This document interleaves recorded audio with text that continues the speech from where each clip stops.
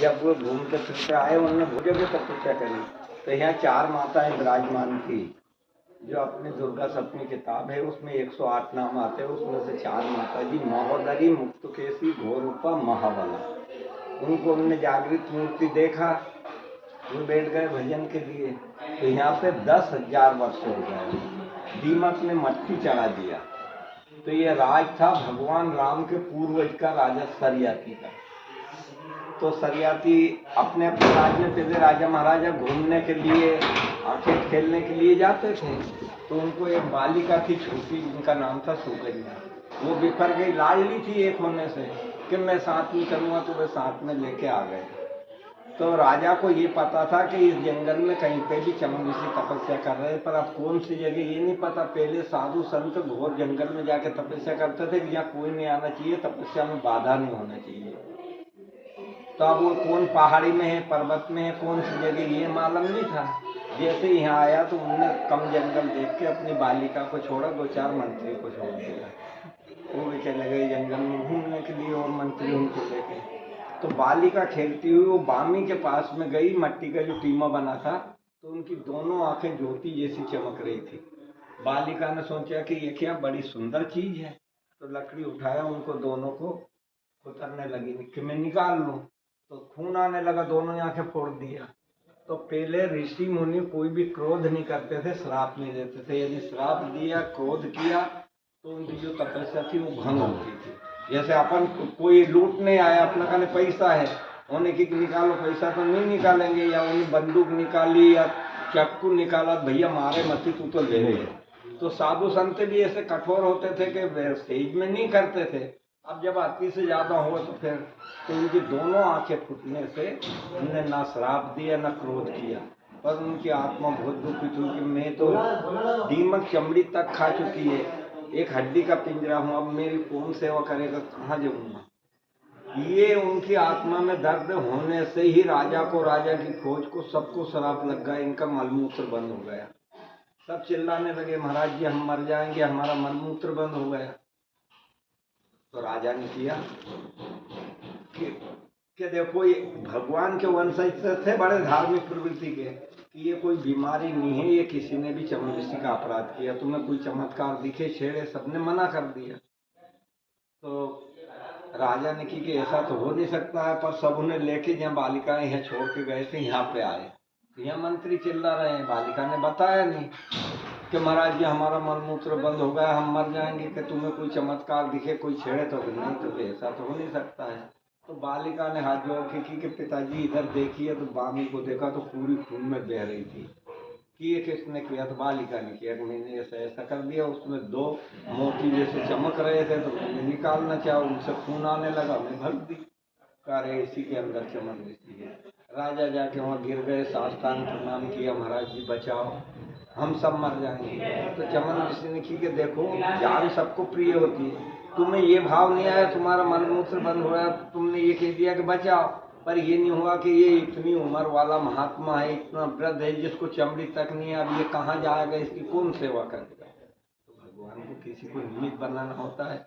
लड़की ने जाके की कि महाराज जी अपराधी मैं हूँ, मेरे को मृत्यु दंड दे सकते हो, नहीं तो आप जब तक जीवित रहोगे मैं आपकी सेवा में रहूंगी।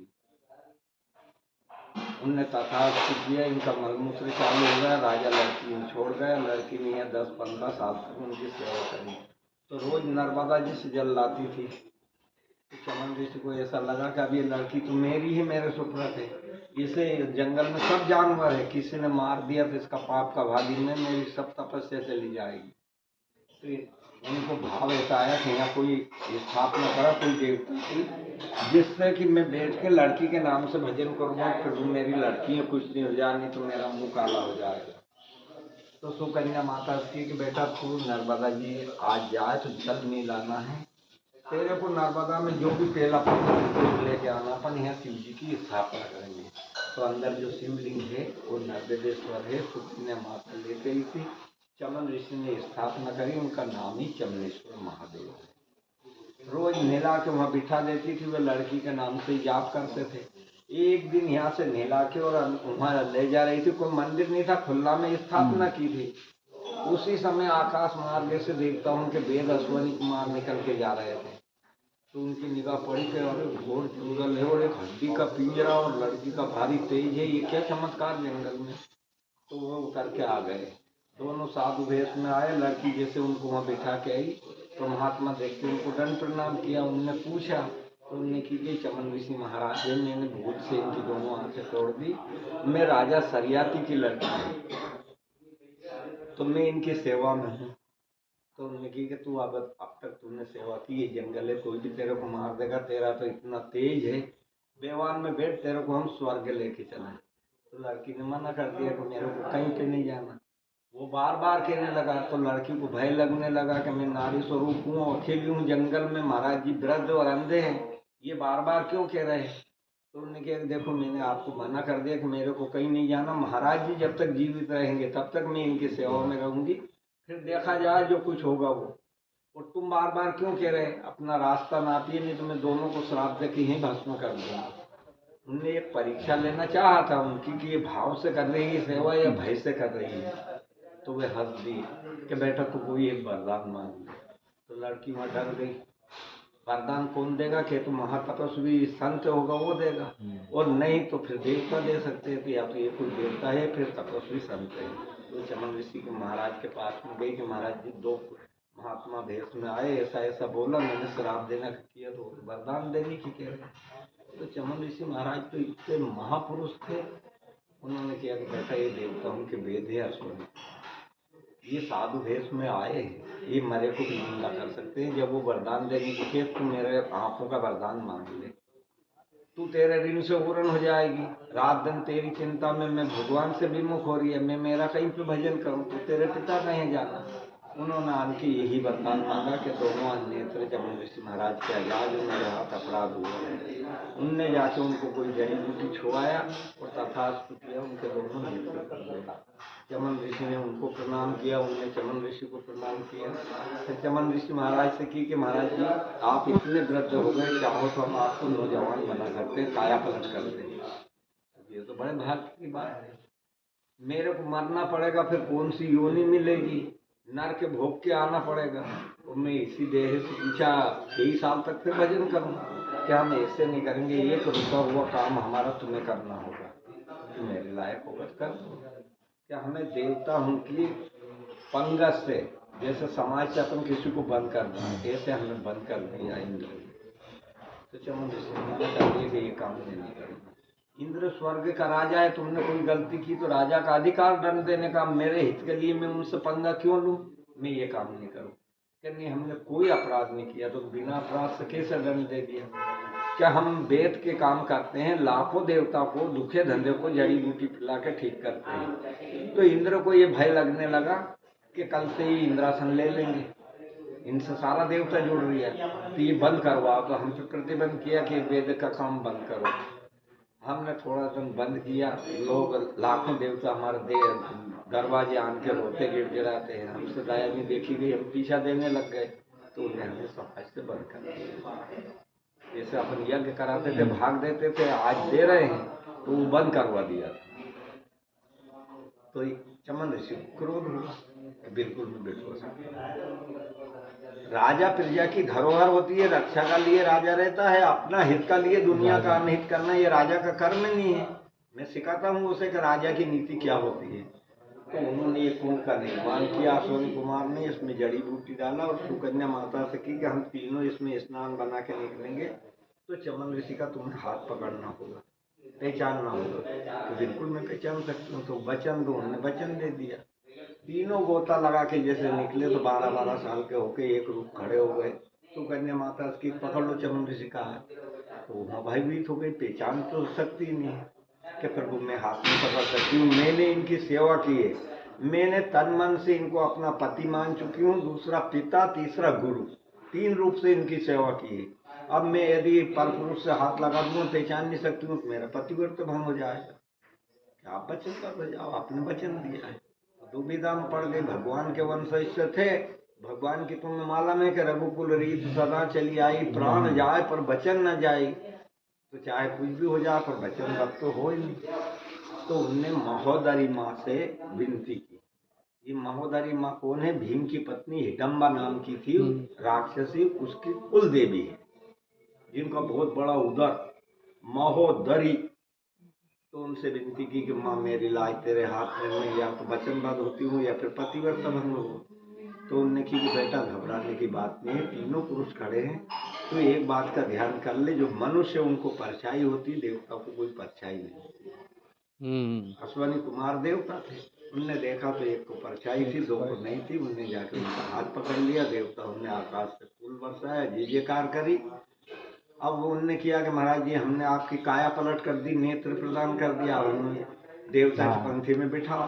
तो उन्होंने किया कि देखो इसमें देर होगी, बस देर होगी, कोई भी मैं ऐसा षड्यंत्र रचूंगा कि सारे देवता को यहाँ बुलाऊंगा और उनके सामने ये रखूंगा कि इनने कौन सा अपराध किया कि जो चमन मीन को तुमने समाज से अश्वनी कुमार को बंद कर दिया। तो सब देवता तो झूठ नहीं बोलेगा, तुम्हारा वो हो जाएगा न्याय।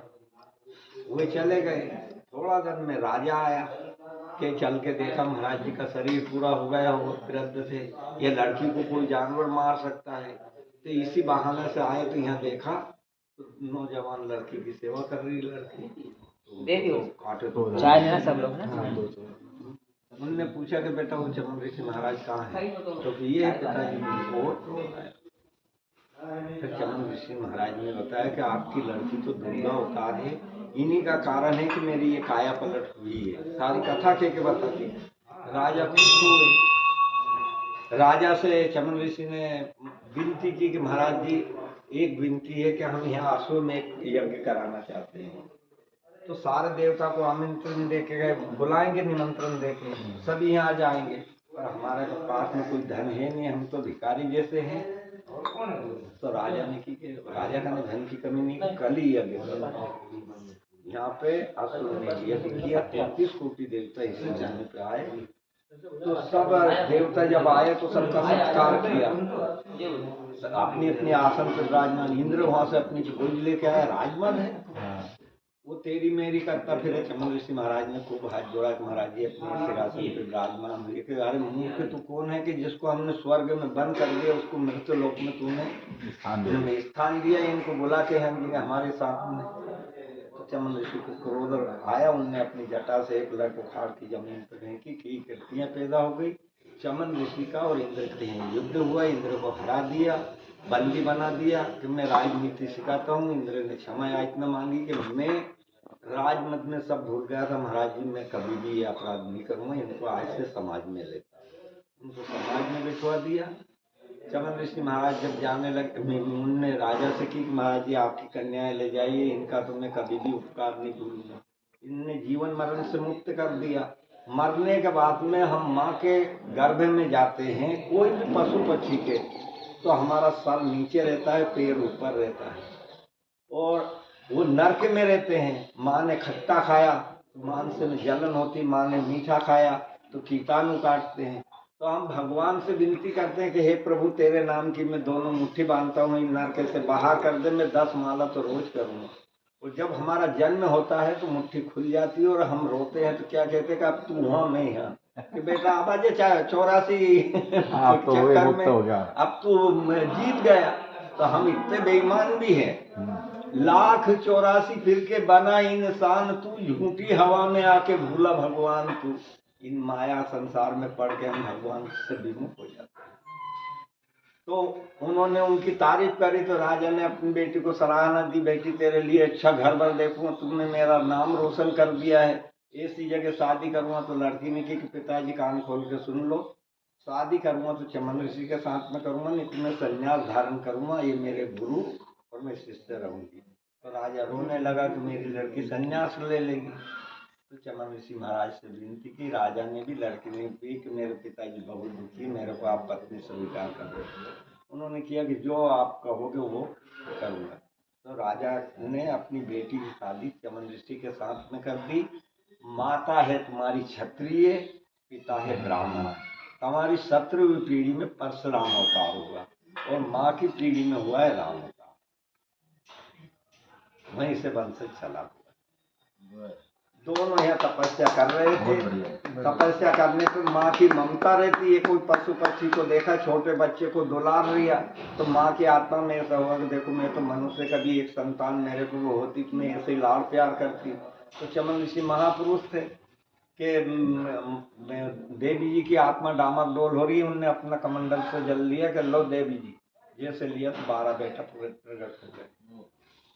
उनने किया कि ये क्या कि तुम एक बेटे चाहती थी 12 की सेवा करो, 12 उनको 12 गोत्र में बांट दिया। खास ब्राह्मण के 12 गोत्र होते, अब तो लाखों हो गए। अब ये सतयुग की बात है कि यहाँ से चमन ऋषि महाराज अपने पुत्र उन्हें लेके राजस्थान में गए थे, जिस जगह पे रह के उनने अलग अलग बेटा हुए तो 12 गांव बसा लिया। वो भूमि को भी आज कहते हैं 12 गांव चमनगोड़। 12 गाँव ये बस। नर्मदे